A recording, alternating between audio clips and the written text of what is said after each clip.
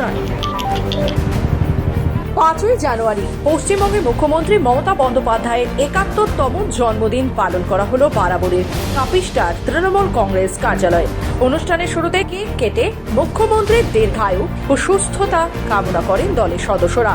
এরপরই সামাজিক দায়বদ্ধতার কর্মসূচির অংশ হিসেবে 120 জন দরিদ্র মহিলা ও পুরুষের হাতে কম্বল তুলে দেওয়া হয়। সঙ্গে 2026 সালের ক্যালেন্ডার ও মিষ্টি তুলে দেওয়া হয়।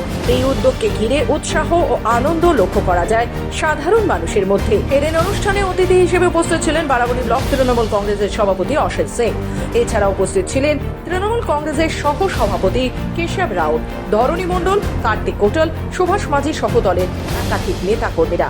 তৃণমূল নেতৃত্ব জানান, মুখ্যমন্ত্রী মমতা বন্দ্যোপাধ্যায়ের আদর্শে অনুপ্রাণিত হয়ে মানুষের পাশে দাঁড়াতে এই ধরনের কর্মসূচি গ্রহণ করা হয়েছে। দেখুন, আমাদের জননেত্রী মমতা ব্যানার্জির আজকে জন্মদিন এবং পুরো পশ্চিমবঙ্গের ন্যায় আমাদেরও জামগ্রাম পঞ্চায়েতের কাপিস্টায় আঞ্চলিক তৃণমূল কংগ্রেসের পার্টি অফিসে কেক কাটা হলো।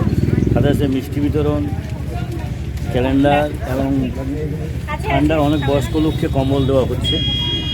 আমরা আশা করব দিদি চতুর্থবারের জন্য মুখ্যমন্ত্রী হবেন এবং ওনার যাতে শরীর সুস্থ ভালো থাকে, এটাই আমরা ভগবানের কাছে প্রার্থনা করি।